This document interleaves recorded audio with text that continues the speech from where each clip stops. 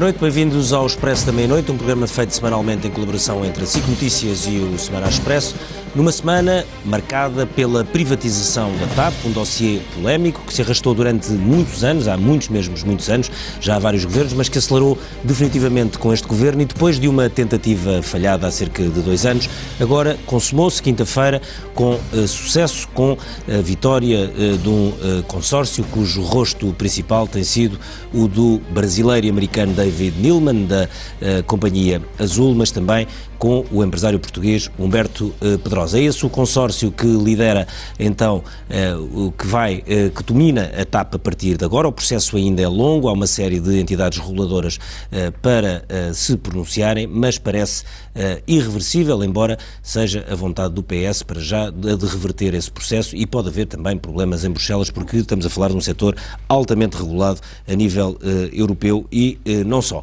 Para nos falar deste negócio e para discutirmos este negócio e o processo de venda e sobretudo o que ficou acordado, convidámos para este programa Sérgio Monteiro, secretário de Estado dos Transportes, e liderou este processo de negociação a par com o Ministério das Finanças.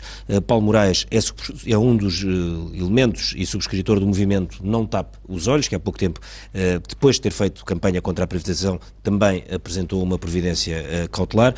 Pedro Santos Guerreiro é diretor executivo do Expresso e um dos jornalistas que mais tem escrito e comentado este tema, e o Rui Paulo Figueiredo é um dos deputados do Partido Socialista que mais tem falado sobre este assunto. Ainda hoje, no Parlamento, levantou uma série de questões sobre este negócio. Começo exatamente por isso, Sérgio Monteiro. Porquê é que não conhecemos todos os pormenores e, nomeadamente, os termos do acordo? Porquê é que este acordo tem termos confidenciais que não podem ser conhecidos do público? Eu acho injusta essa observação, Ricardo. Não é uma observação, uma pergunta. Ou uma pergunta. Acho injusta a pergunta porque eu julgo que tudo aquilo que substancialmente o negócio tem é conhecido. É conhecido o valor da transação, isto é, qual é o mínimo e o máximo que a transação pode ter, o mínimo de 354 milhões de euros, o máximo de 488 milhões de euros. É conhecido que a diferença entre o mínimo e o máximo é a capacidade que a TAP tem em 2015 de ter um ano bom do ponto de vista económico, financeiro e de volume de negócios e de resultado operacional. São conhecidos os termos dos acordos estratégicos, quer na sua duração, quer nas consequências, no caso de haver incumprimento desses acordos estratégicos, mas veja a diferença, sobretudo, das últimas semanas. Estamos, a partir de ontem, a discutir o futuro da TAP. Estamos a discutir o que vai acontecer nos próximos anos. Até agora estávamos preocupados relativamente à sua sobrevivência imediata, porque os problemas de tesouraria eram gravíssimos e estávamos perante o risco de uma reestruturação profunda, que se esta privatização não tivesse sucesso, de facto era inevitável. E, portanto, o dia de ontem marca mais um passo neste caminho de esperança que temos procurado trilhar durante o nosso mandato. Como disse no lançamento do programa, este governo tentou 2 vezes a privatização, aquilo que muitos governos não conseguiram tentar, estava no programa de todos, mas só este conseguiu levar a bom porto uma aprovação de um processo que agora segue do ponto de vista formal, com a assinatura do contrato e depois com as autorizações que são necessárias de Bruxelas, mas eu não acho que haja nada de substancial relativamente a este negócio que não seja conhecido, quer nos termos financeiros, quer nos termos estratégicos, nos pareceres que foram emitidos por todas as entidades. A Comissão Especial de Acompanhamento pronunciou-se pelo cumprimento do processo, a TAP pronunciou-se, a Par Pública pronunciou-se, os assessores jurídico e financeiro pronunciaram-se, tivemos um assessor jurídico internacional que olhou para a bondade da operação em termos europeus e deu-nos uma opinião favorável, que podíamos aceitar a proposta nos termos em que estava. Há muito trabalho de muita gente e deixe-me aproveitar a oportunidade para dizer isto.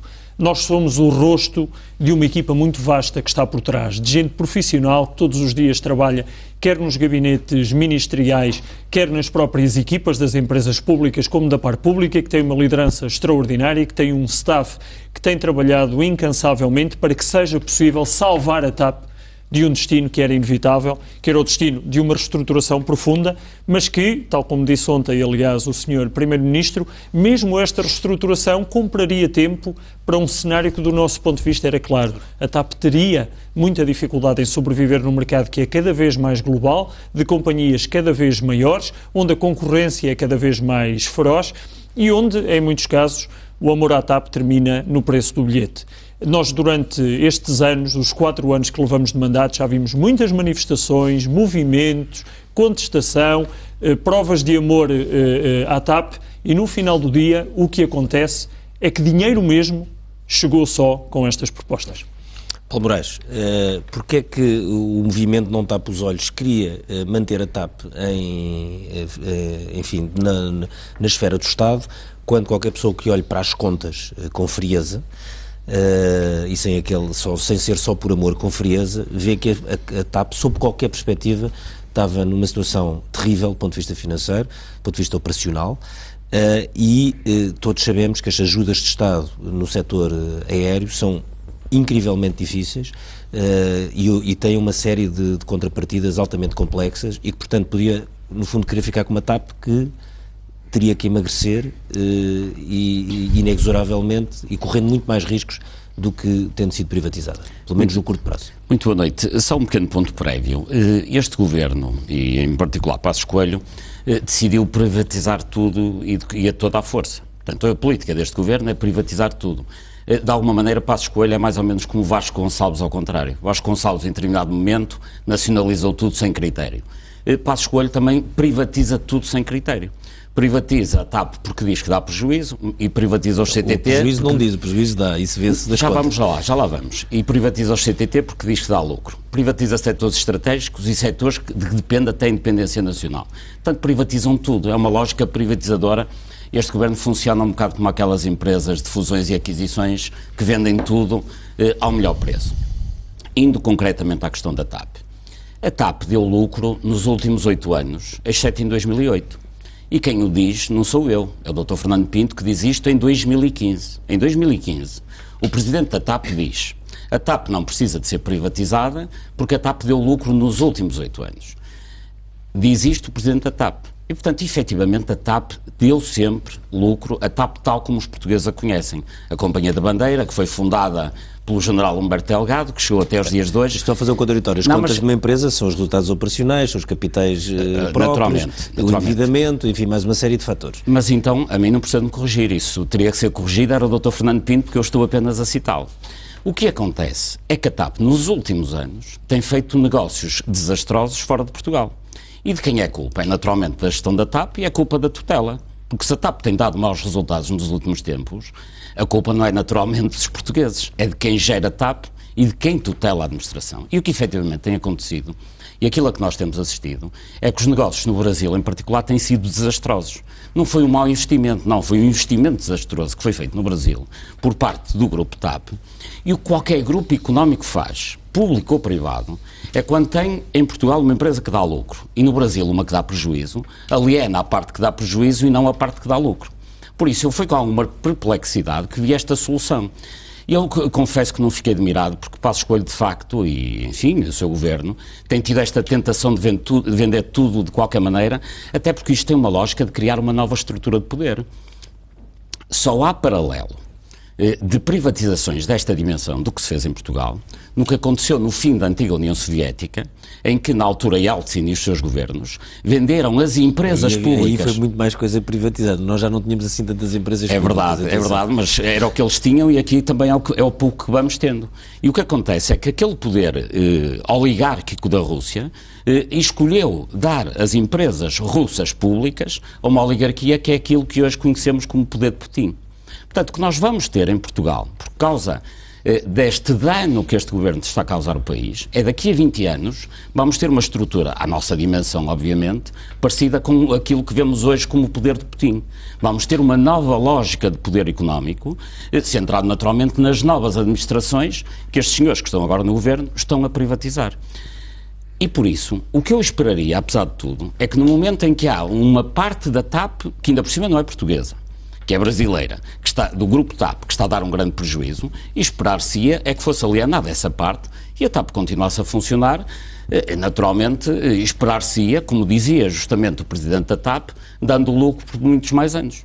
Pedro, não era possível vender a VEM, nomeadamente que é esta questão da manutenção no Brasil, e ficar só com a parte boa, chegar a este ponto o Sr. Carlos provavelmente pode responder melhor, mas acho... Não me parece muito possível, não no sentido... Não, possível é preciso que alguém compre também. Ter vontade. Era vender um buraco, não era vender um passivo. E isso era o negócio de facto foi completamente ruinoso. Desculpa de interromper. Isso é o que faz qualquer grupo económico privado. Qualquer grupo económico privado, quando tem uma parte no exterior que dá prejuízo, aliena. Mas eu acho não vou estar a citar para não fazer publicidade a grupos privados, mas grupos privados portugueses têm feito isso, nomeadamente na distribuição, que é nos países onde tem lucro mantém, nos países onde tem prejuízo alienam. Certo, mas acho que o grande problema da TAP, e concordo consigo, não foi não ter vendido, foi ter comprado, não é?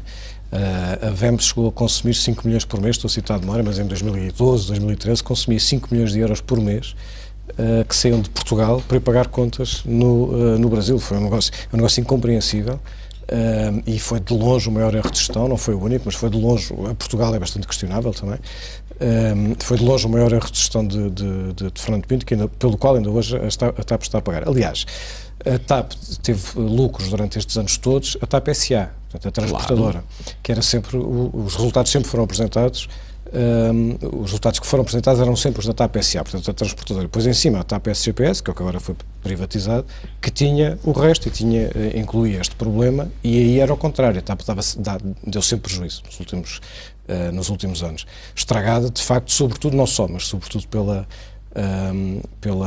operação no Brasil. Eu sou favorável à privatização, portanto já disse isto talvez 300 vezes, mas só para que os espectadores saibam de que lado eu estou, sou há muitos anos favorável à privatização, aliás sou tendencialmente a favor das privatizações, e neste caso era completamente favorável por achar que a TAP é importante para Portugal e não o contrário, por achar que a TAP estava num caminho de facto inexorável de definhamento e que a alternativa era torná-la cada vez mais pequena. Aliás, em 2012, quando a privatização não é feita, e na altura houve uma grande celebração desse fracasso, uma celebração muito mais ampla do que hoje acho que há muito mais gente que mudou de opinião e que é favorável à privatização, talvez por causa da greve dos pilotos, acho que fez com que muita gente mudasse de opinião. Naquela altura, a TAP tinha capitais próprios negativos na casa dos 200 e poucos milhões. Hoje tem o dobro, tem mais de 500 milhões de capital próprio negativo, e este ano vai ter prejuízo outra vez. A TAP SGPS, não sei, 80 milhões, ainda não sabe o valor, mas terá por aí. Portanto, estes capitais próprios vão continuar a agravar-se. Portanto, a solução de estar parado era impossível. Não era possível estar parado. E não era só por questões de tesouraria, de não ter dinheiro para o mês que vem, que obviamente também é um problema grave, era por um problema mesmo de falência técnica, como se costuma dizer. Portanto, a alternativa era uma capitalização do Estado. E a capitalização do Estado, de facto, significa, por normas europeias, significa uma adoção ou a imposição de uma série de chamados remédios que tornavam a empresa mais pequena. E isso eu não acho que fosse bom para a TAP, nem sequer bom para Portugal. A privatização não só traz capital, num valor insuficiente aos capitais próprios, portanto a TAP, mesmo depois desta injeção de capital, vai continuar numa situação de capitais próprios negativos durante alguns anos, mas não só traz algum capital, traz aviões, e a TAP tem uma frota super envelhecida, que consome demasiado combustível a comparar com a concorrência direta, e tem serviços piores de bordo, como traz estratégia, porque a TAP nos últimos anos está tão consumida pelos problemas financeiros que só pensa nisso e não pensa em mais nada, não tem um racional estratégico, nem de encaixe com alianças internacionais, nem que lhe dê uma perspectiva de futuro. Estamos há anos a gerir um problema de tesouraria numa empresa tão grande e tão importante para o país como a TAP. Paulo Figueiredo, depois deste retrato, como é que se mantinha a TAP na situação em que estava? Ou seja, se não privatizando, o que é que se fazia? É que essa é que é a grande questão. Esta solução de Paulo Moraes, que se vendia, tentava-se vender as partes, mas tínhamos sempre este problema, o problema de capitais da empresa mantinha-se. Nós tínhamos que fazer várias coisas ao mesmo tempo. E, aliás, a esmagadora maioria das coisas que o Estado podia fazer é aquilo que, segundo o que vem a público, está na proposta que o Governo quem o Governo quer vender a TAP. E isso não muda. E, portanto, há aqui várias coisas que nós podíamos ter feito. devíamos ter resolvido o problema da manutenção no Brasil. Foi um mau negócio, embora tivesse aspectos positivos, porque também teve contrapartidas de penetração da TAP no Brasil, do alargamento das rotas. O ministro Pires Lima dizia há cerca de um ano, mais ou menos, que aquilo já estava equilibrado. Eu nunca acreditei muito nessa declaração e nessas contas, mas nós devíamos ter resolvido, ou alienando, ou ter uma solução diplomática, ou mesmo encerrando. Quando percebemos a determinada altura o buraco que era, e é verdade o que o Pedro estava a dizer, do dinheiro, de que ia dos 5 milhões de euros por mês, nós devíamos ter resolvido esse problema. Mas deixa-me só fazer aqui um ponto. É que há um ponto que é verdade, e o Governo nos falou muito disso, o Ministro Pires Lima falou, o Sérgio Monteiro também já falou, que é verdade. Quer dizer, o primeiro partido a falar na privatização da TAP em termos históricos foi o Partido Socialista, porque na altura estava no Governo e começou por falar. Pronto, 34%. Certo. Houve várias soluções em cima da mesa, desde que começou com a Suíça, aquilo foi variando, foi andando, esteve em vários programas de governo, em vários orçamentos de Estado, em PECs. Sempre parcial. Sempre parcial. E a questão parcial. é, certo, mas, agora olhando para as contas, eu pergunto-lhe quem é que comprava parcialmente a TAP? Então, vamos lá. Há alturas em que uma pessoa tem vontade de entrar numa empresa parcialmente e há outras em que só entra para mandar, não é? Mas dos 500 e tal milhões de euros de capitais negativos, a esmagadora maioria tem a ver com o negócio do Brasil. Porque a verdade é que antes deste processo de privatização, nos últimos 5 anos... Certo, mas estão lá os 500 milhões, a gente não posso estalar os dedos e desaparecer. Não, claro que não, por isso é que é preciso resolvê-los.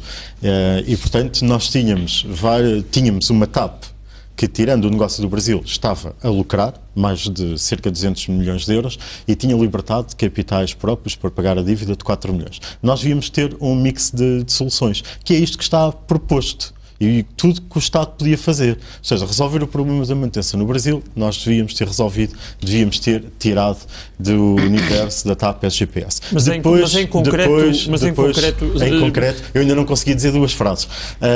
Só um segundo já. Perfeito. Mas na pergunta. Depois, nós devíamos agir sobre a operação da TAP. E é uma grande incoerência aquilo que temos assistido, porque aquilo que o Governo fez, e bem, do meu ponto de vista, na greve, por exemplo, com voos circulares, com voos triangulares, devia fazer no dia-a-dia. Nós tínhamos a TAP o ano passado a abrir rotas. Portanto, só agora é que descobriram que algumas rotas eram deficitárias. Portanto, nós não agir sobre a operação da TAP, agir também sobre os recursos humanos da TAP.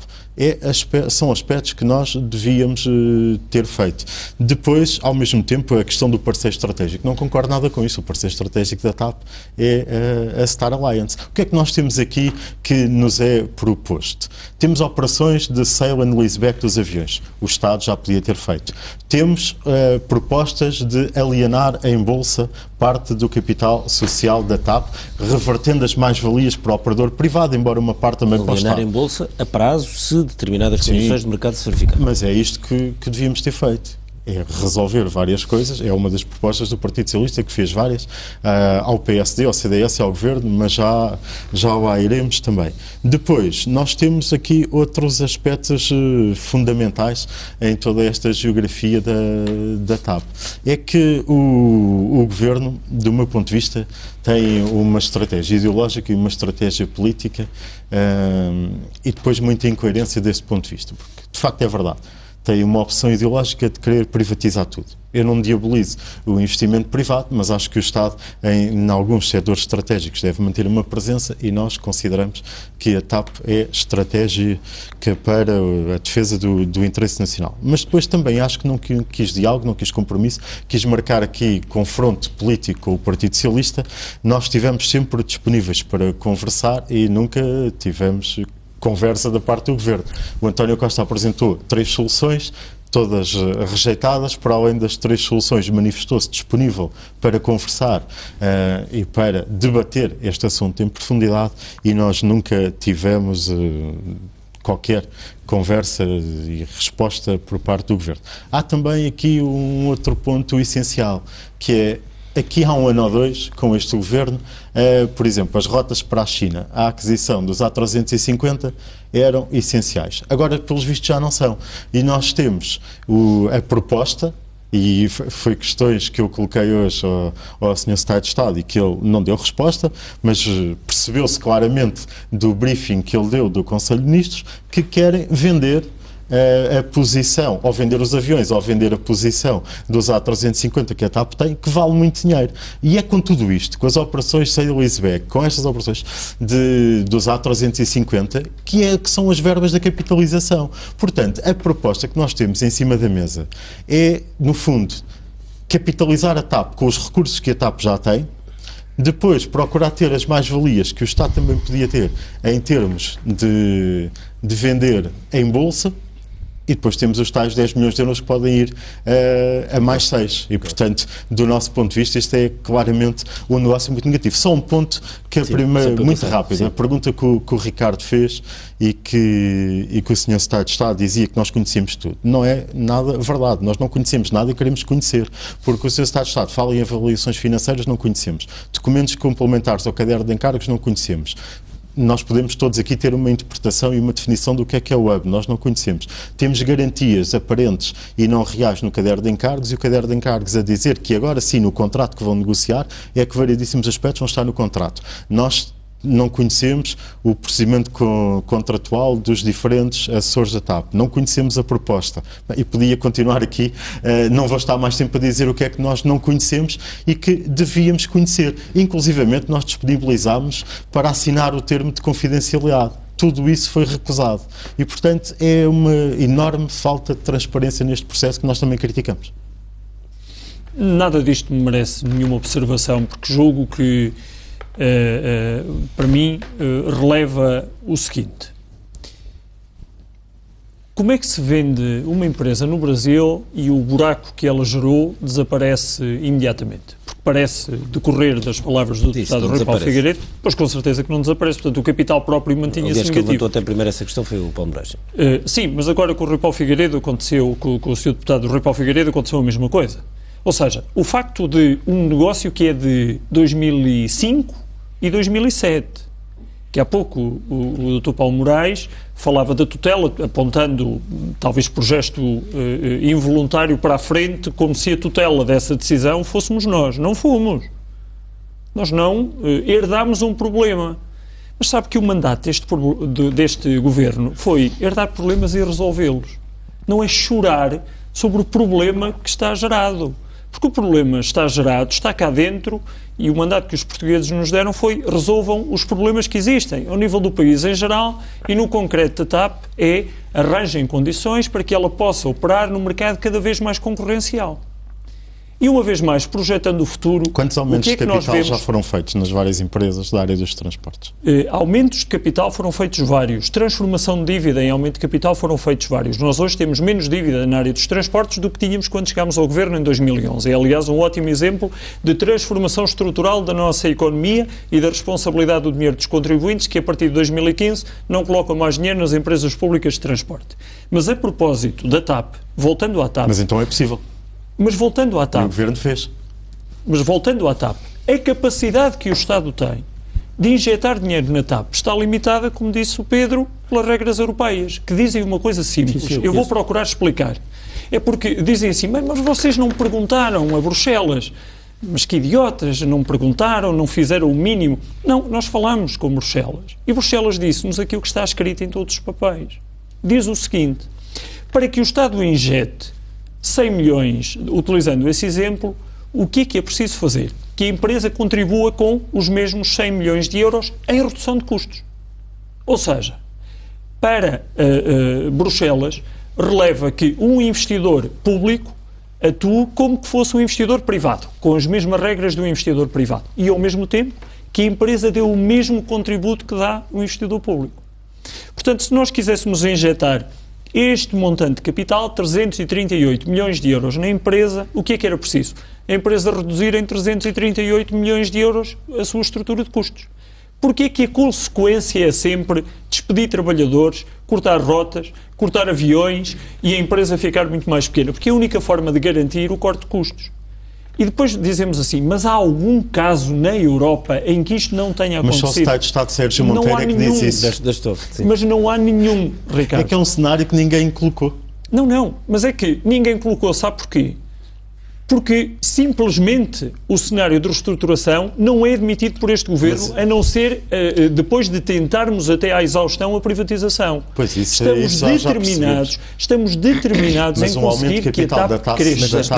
Deixa-me só fazer... Mas se nós agora, enfim, nos próximos meses, e provavelmente mesmo muitos meses, eventualmente depois das eleições, virmos os novos compradores atuarem sob a operação da TAP, nomeadamente aqueles exemplos que deram de renegociar os A350, eu percebo pouco de aviões, pelos mais baratos, e uma série de operações financeiras que tecnicamente podem ser feitas por qualquer gestão, é natural que isso coloque a questão e diga assim, bem, o Estado podia já ter feito isto enquanto detentou, acionista anterior. Ou seja, no fundo, quem vai gerir, ou seja, para falar uma linguagem que a gente percebe, se o atual comprador, o novo, gerir muito com o pelo do cão, e o que eu vou perguntar é, bem, o cão já lá estava e o pelo também, não é? Portanto, porque é que o anterior dono não conseguiu... Mas o dinheiro entra, é uma falácia o que está a ser dito, Ricardo.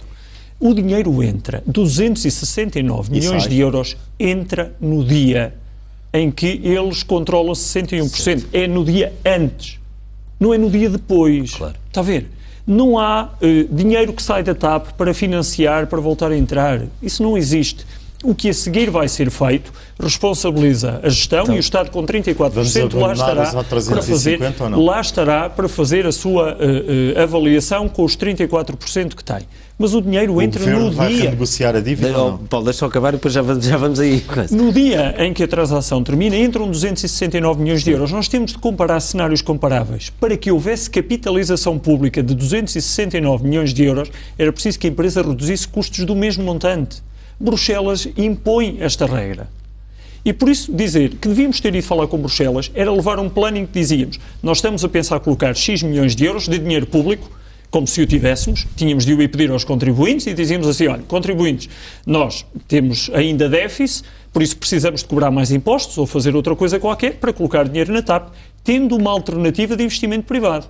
Eu gostava de saber qual era a percentagem dos contribuintes que diziam assim, sim, usem o meu dinheiro, ponham lá dinheiro dos meus impostos, eu tenho me importo de pagar mais, em vez de pedir a um investidor privado que invista. Não há nenhum português que aceite isso. O que nós temos é de baixar a carga de impostos. Não é aumentá-la para financiar a TAP, sobretudo quando há alternativas privadas.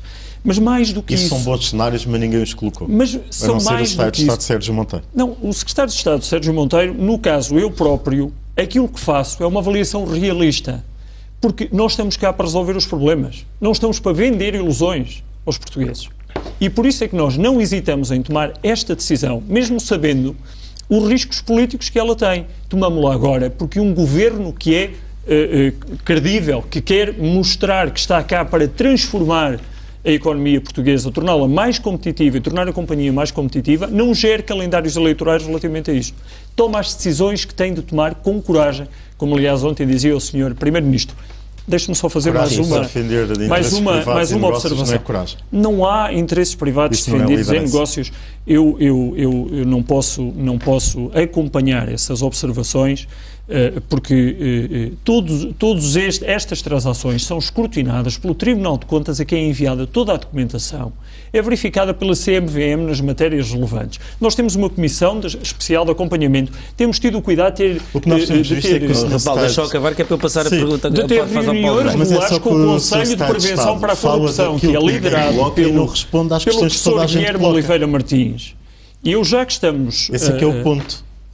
Já que estamos a falar de cenários reais, eu gostava de perguntar, hoje ter a oportunidade de perguntar ao deputado Rui Paulo Figueiredo, como é que o Partido Socialista sugeria fazer um aumento de capital em bolsa de uma empresa que tem capital próprio negativo. Explique-me, passo a passo, o que é que o Partido Socialista queria fazer, como é que queria fazer um aumento de capital em bolsa de uma empresa com capitais próprios negativos. Porque todos os atores de mercado... Toda a gente sabe que não é assim. Todos os atores de mercado dizem que é totalmente impossível fazê-lo. E o Estado sabe que não é assim. E, portanto, cria e teoriza sobre vários cenários que ninguém coloca. E não responde às questões que estão em cima da mesa. As questões que estão em cima da mesa é: o Governo vai renegociar a dívida ou não? O Ministro Pires Lima ontem dizia que o Estado ia garantir a dívida ou não? Vai ou não vai? O concorrente vai alienar os A350 ou não? Vai abdicar de voar para a China ou não vai? O dinheiro que vai entrar não é compensado com a venda dos A350 e com a colocação em bolsa? Ou não é compensado? E, portanto, nós já explicámos variedíssimas vezes. Ninguém colocou o cenário de, a não ser a hipótese política de facto, estudarmos todos os cenários. Essa é outra coisa que nós não conhecemos. Foi feita a proposta. A lei quadro das privatizações. Agora o Sérgio não gosta. A lei quadro das privatizações diz que nós temos que ter vários estudos de análise custo-benefício dos vários cenários. Existem ou não existem? Nós não conhecemos. Já lá não vamos. Sabemos se existem. Portanto, Paulo Moraes, já lá vamos. Paulo Moraes, há aqui uma... 5 segundos. Então, muito rapidamente, eu tenho que passar aqui ao Paulo Moraes. O Sérgio Monteiro sabe, e muito bem, que claro que não se ia colocar em bolsa com os capitais negativos. Por isso é que eu digo que nós tínhamos que agir sobre a operação, resolver o problema, tirar da equação a manutenção do Brasil e então sim a questão da manutenção em bolsa, que é o que David Newman propôs na proposta que o Governo aceita. Sim, depois de injetar 338 milhões de euros. Esta questão é quando há bocadinho disse vende-se o Brasil, ou depois também já foi muito discutida a questão do o Estado injeta dinheiro.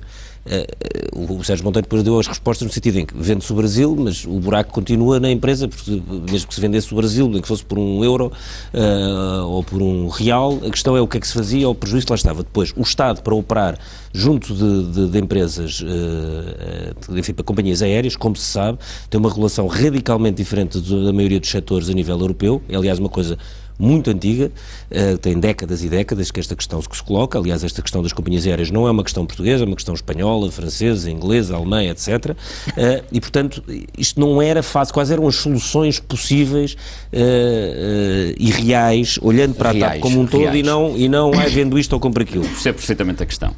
Reais no sentido de integradas, Deixe-me não é? só voltar. Eu, há pouco, quando me dirigi ao Secretário de Estado, no sentido de falar da tutela, disse bem que isso são negócios do anterior Governo.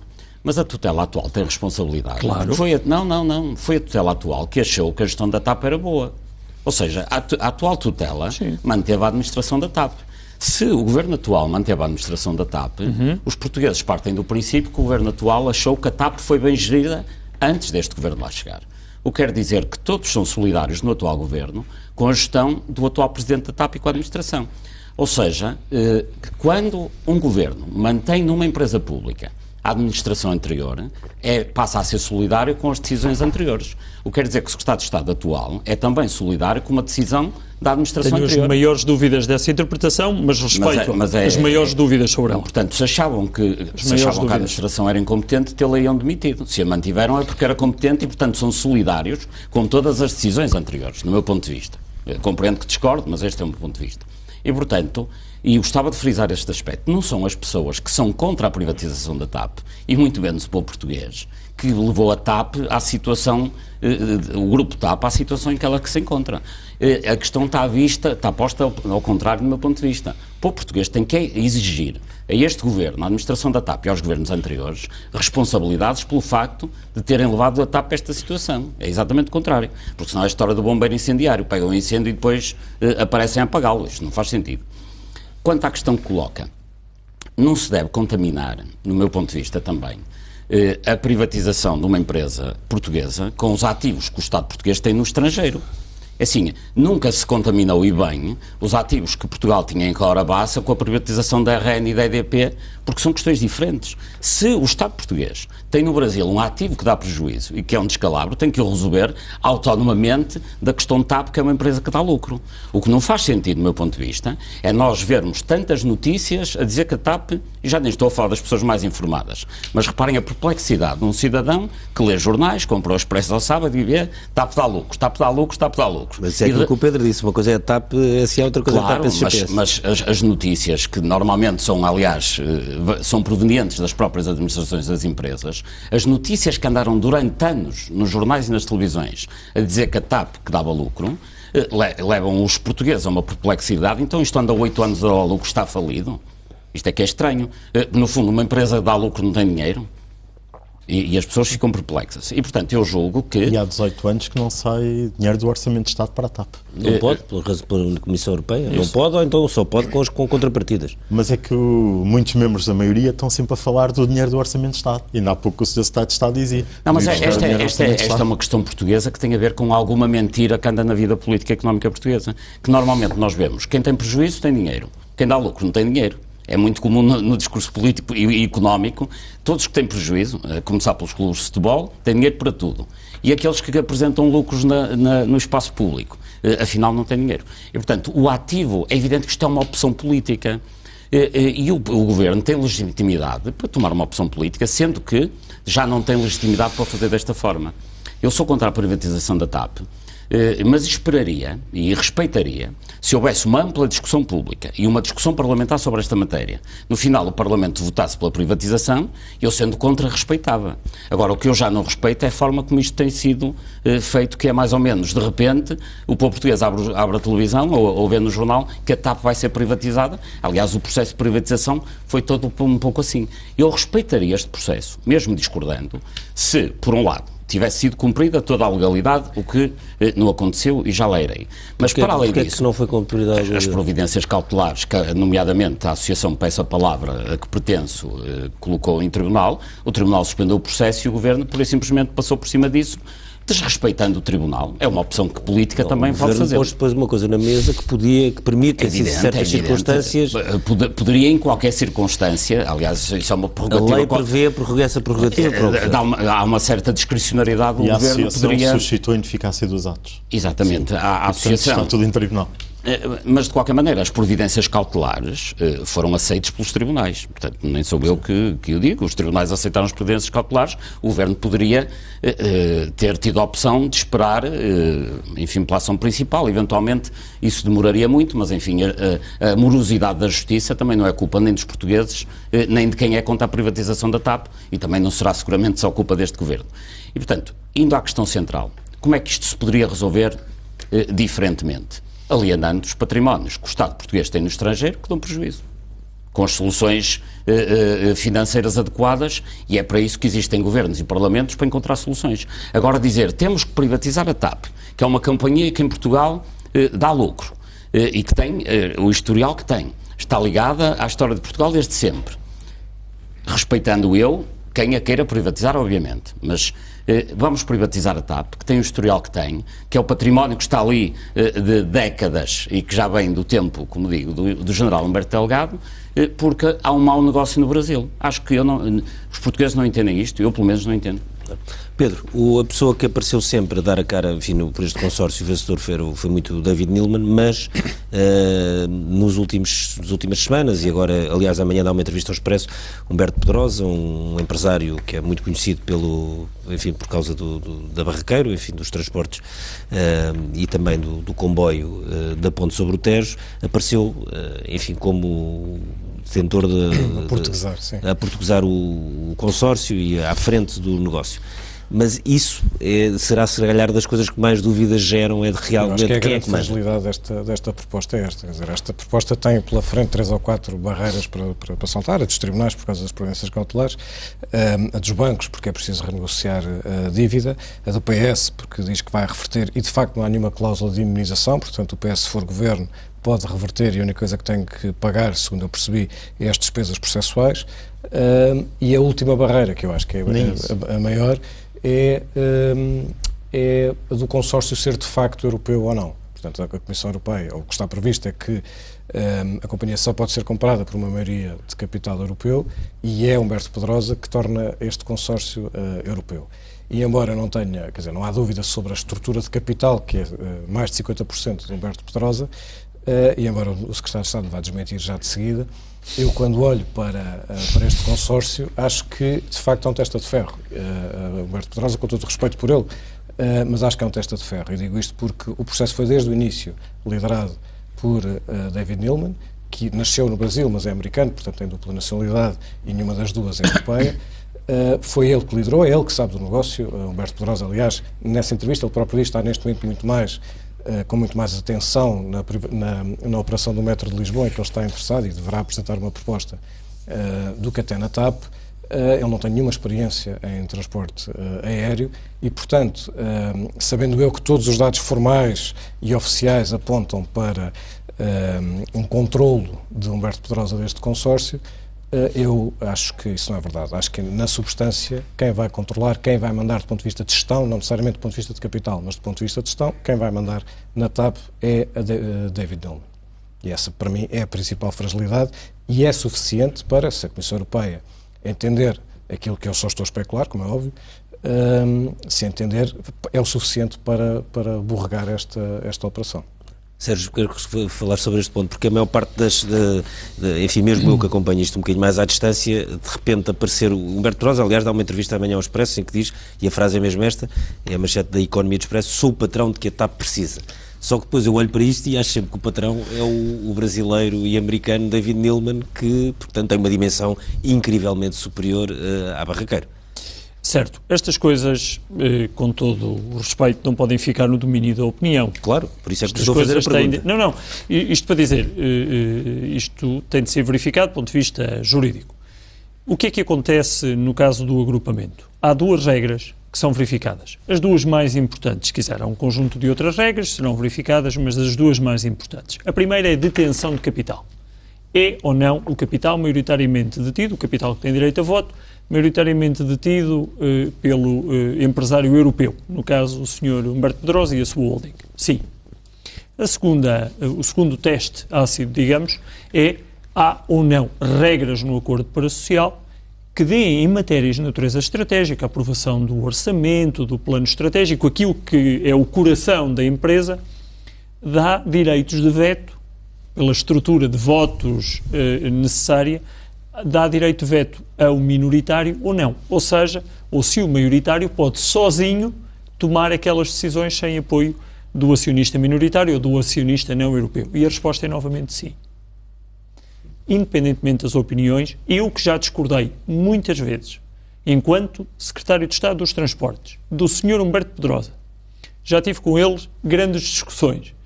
Já fiz algo que o Partido Socialista conhecia e não fez, que era retirar muito dinheiro ao Sr. Humberto Pedrosa para o transferir para o metro por causa da chave de repartição dos transportes aqui em Lisboa. Porque o metro era prejudicado em 12 milhões de euros ano e agora já não é. Já não é desde 2011, embora o problema fosse conhecido desde 2007. Ou seja, eu já tive muita discussão e nem sempre simpática com o Sr. Humberto Pedrosa. Mas tenho por ele estima e respeito pessoal e institucional.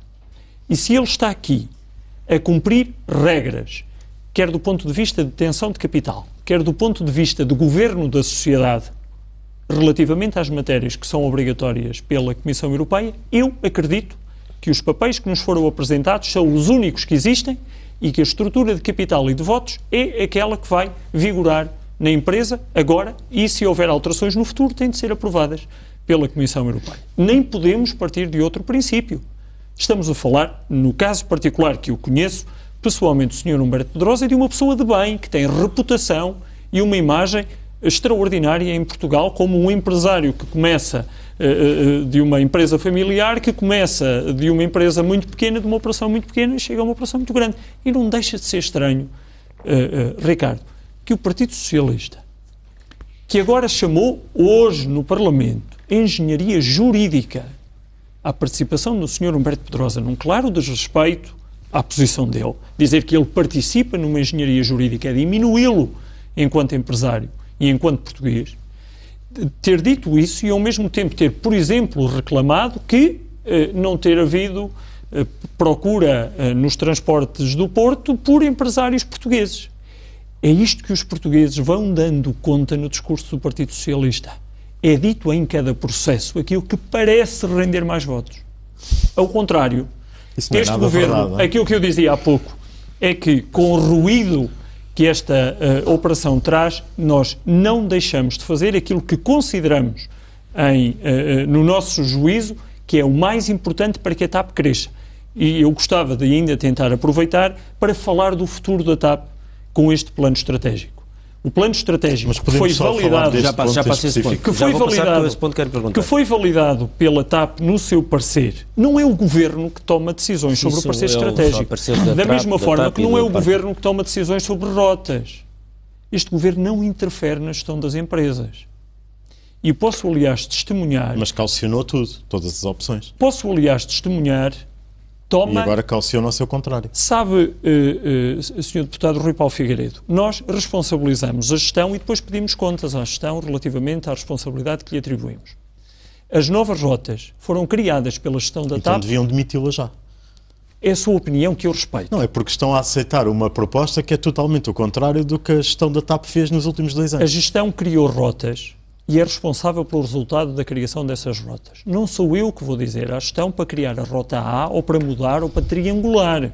Não tenho aspiração a ser gestor de uma empresa de aviação, porque aquilo que sei de aviação aprendi neste ofício, tendo em consideração aquilo que li e que estudei e toda a discussão que tive com a TAP.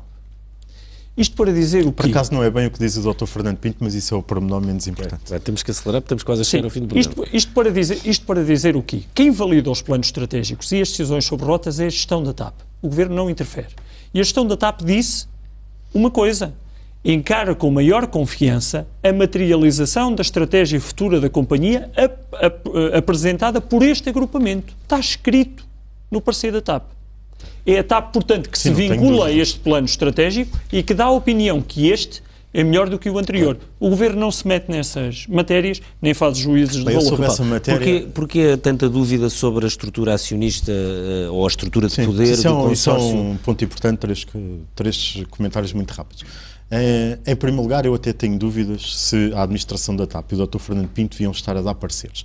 Porque mas isso presumo que seja da lei. Sim, mas ele... É da lei. Sim, mas nós devíamos ter, do meu ponto de vista, um regime mais exigente de incompatibilidades, porque é o Dr. Fernando Pinto que assume que trouxe David Neeleman para o assunto da TAP quando tentou-lhe vender a manutenção do Brasil e o interessou, e foi ele que, numa audição na Assembleia da República, disse que teria participação na avaliação e que estava disponível para continuar. Eu acho isso claramente negativo. Ou seja, quem está numa administração por parte do Estado, que depois avalia, negocia e depois a seguir põe a hipótese de transitar para o privado, nós devíamos ser mais exigentes do ponto de vista das incompatibilidades. Em relação a este ponto, nós não temos nenhuma opinião negativa, antes pelo contrário, nem sobre David Neeleman, nem sobre Humberto Pedrosa. Nós valorizamos o seu mérito, o seu trabalho e a apresentação das propostas. Nós queremos é conhecer, e o seu Estado de Estado. Porquê que chamou esta manhã engenharia jurídica? Eu vou já explicar porquê. Então diga-me. É porque eu tenho o hábito de ouvir o que dizem os membros do Governo. E aquilo que se passa, o Sr. Secretário de Estado disse muito bem, que é a parte do capital social. Não tenho dúvidas nenhumas sobre a parte do capital social. Tenho dúvidas, como dizia o Pedro, sobre o controle efetivo da gestão. E, por exemplo, o Vice-Primeiro-Ministro, Paulo Portas, deve ter as mesmas dúvidas. Ou então o Sr. Secretário de Estado tem que lhe explicar bem estas regras, que é para ele não andar a dizer estas coisas. Porque ele o que diz é, Paulo Portas disse ficar bastante descansado com o facto do vencedor ter origem na América Latina. Porque se fosse europeu, poderia ter a tentação de deslocalizar os voos, sendo sul-americano, tem naturalmente a vocação de crescer para a Europa, e eu acho que o português, que não é só Lisboa, também é Porto, também é Faro, pode até crescer. Ele tem as mesmas dúvidas sobre quem controla. Mas então porquê que lhe chamou a engenharia jurídica?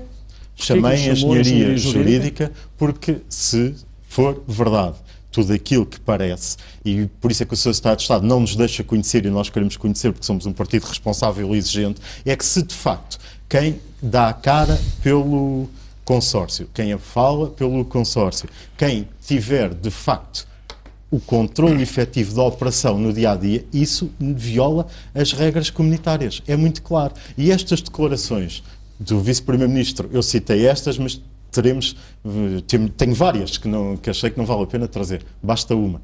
Não nos deixam descansados sobre isso. Mas nós somos um partido responsável e por isso, a propósito do que o Pedro disse, e penso que estamos quase no final de terminar com isto, o Pedro disse uma coisa a propósito da posição do Partido Socialista de reversão do negócio. Não é isso exatamente que nós temos dito, mas não excluímos essa hipótese, embora nem sequer seja uma reversão do negócio, porque estamos a falar do negócio nem sequer estar concluído. O que António Costa tem dito é que, do ponto de vista político, achava importante para o Estado português que a TAP tivesse uma maioria de capital pública. As indicações que nós temos é que até havia essa disponibilidade por parte de alguns concorrentes. Não vou cometer inconfidências sobre isso, mas António Costa, para além das diferentes alternativas que colocou em cima da mesa, também tem duas características muito simples. É que consegue estabelecer diálogos, compromissos e resolver problemas e cumpre a palavra daquilo que diz. E, portanto, o que é que nós dizemos sobre isto? Nós queremos conhecer a proposta, queremos olhar para ela. Daquilo que conhecemos, temos dúvidas sobre ela, se ela defende ou não o interesse público. E, portanto, se depois de a conhecermos e se o processo não estiver concluído, nós mantivermos esta opinião, temos duas hipóteses muito claras. E isso é que nós dizemos que não excluímos nenhuma hipótese. Ou negociar, o António Costa também já disse isso. Tem que acelerar, Rupel. Acelere e termine. Negociar com aquilo que está em cima da mesa ou usar as duas cláusulas que o Governo aprovou, em que dizem que até à conclusão do processo pode ser suspenso para negociar, pode ser anulado sem direito a nenhuma indemnização e compensação. E eu acho um pouco caricato que o Governo depois nos acuse de não excluirmos a hipótese de usar estas cláusulas quando as aprovou. Então não as tivesse aprovado. Paulo Moraes, mesmo no fim do programa, uma questão é, perante os conceitos estratégicos que estão em cima da mesa, as promessas, etc., não podemos estar no limite, independentemente da posição que tem face à privatização, de uma TAP que pode ser, daqui por um ano, mais sólida e mais forte para os seus acionistas, para os seus funcionários e trabalhadores e para os seus clientes e já agora para os portugueses em geral. Imagino que não, infelizmente imagino que não, porque eu não vejo... Ou seja, se o hub se mantiver em Lisboa, se tiver uma frota capaz, se mantiver muitas rotas, se tiver uma gestão competente, sendo privada, não pode ser boa simultaneamente para os acionistas, funcionários e clientes todos e portugueses em geral? Não sei, ninguém sabe obviamente o que vai acontecer à TAP e que se vai ser um grupo com sede de decisão no Rio de Janeiro, no Brasil, em Portugal, ninguém sabe exatamente o que vai acontecer. Mas voltaria ao que disse no início. A privatização da TAP é mais uma peça de uma estratégia que este Governo teve de vender tudo a qualquer preço para criar uma nova estrutura de poder económico. E, portanto, não pode ser analisada, digamos, de per si. No caso da TAP, muito em concreto, eu acho que qualquer grupo privado que adquira a TAP, das duas uma, ou rentabiliza a parte do Brasil, ou então aliena e separa, que é o que se faz em qualquer reestruturação empresarial, em qualquer parte do mundo, e o Estado também poderia ter feito isso, não teve vontade, não teve competência, e julgo que sobretudo não teve vontade, porque a estratégia de Passos Coelho é privatizar tudo a qualquer preço, e portanto também não fazia sentido privatizar a REN, privatizar a EGF, privatizar a ANA, privatizar tudo e não privatizar a TAP. Portanto, a privatização da TAP é o corolário lógico de uma política que eu acho errada e verdadeiramente suicida, porque Portugal, enquanto Estado, deixa de ter todo um património que era fundamental para o nosso desenvolvimento. Okay. Temos que ir então à primeira página do Expresso, onde, como já disse, uma das manchetes é exatamente, nomeadamente, manchete da Economia, a entrevista com Humberto Pedrosa, que o presidente do Grupo Barraqueiro, e que diz ao Expresso: sou o patrão de que a TAP precisa, numa entrevista exclusiva, a primeira entrevista que dá depois do processo de privatização estar concluído, e depois, naturalmente, temos um artigo sobre isto, um artigo, aliás, do Pedro Santos Reis, dizendo, aliás, que a venda da TAP só pode ser travada em Bruxelas, caso haja algum problema, ou pelo PS, caso se verifiquem algumas das dúvidas que o Paulo Figueiredo aqui falou ao longo do programa. Em manchete temos uma notícia e uma entrevista, as duas coisas ligadas. O gestor de Valdelobo foi hoje, sexta-feira, constituído arguido, foi hoje interrogado, Diogo Gaspar Ferreira, e numa entrevista que dá ao Expresso diz que, a frase é dele: eu e Valdelobo somos vítimas de uma cabala. Gaspar Ferreira foi, portanto, ontem, ou neste caso hoje, interrogado por Rosário Teixeira, o Ministério Público suspeita de branqueamento de capitais e fraude fiscal, e depois um artigo político: o PS teme o efeito de Sócrates na campanha eleitoral. Temos um trabalho sobre os exames que continuam para a semana, arrancam noutros níveis do ensino secundário, e um trabalho nomeadamente sobre física, a disciplina maldita dos exames, é uma das disciplinas que tem, enfim, piores resultados nos liceus portugueses. Uma grande reportagem na Turquia com a infância perdida dos refugiados sírios. O Governo vai incentivar alunos a gozar ano sabático, neste caso não é nenhuma piada sobre imigração, é sobre a questão do gap year, ou seja, o ano sabático que agora está muito na moda em quem termina o liceu. O Governo prepara também uma prenda de verão com a sobretaxa. O Executivo vai criar em julho um simulador que permita aos contribuintes saberem quando podem vir a receber em 2016 de devolução de sobretaxa, e que depois estará permanentemente online. E finalmente Henrique Neto escreve carta aos militantes socialistas. Ele é muito crítico dos governos de Sócrates, mas é militante do PS, é candidato presidencial, e escreveu uma carta aos militantes para tentar explicar porque é que critica o PS e dizer que não é ele que prejudica o partido. Termina aqui o Expresso da meia-noite, nós voltamos dentro de uma semana.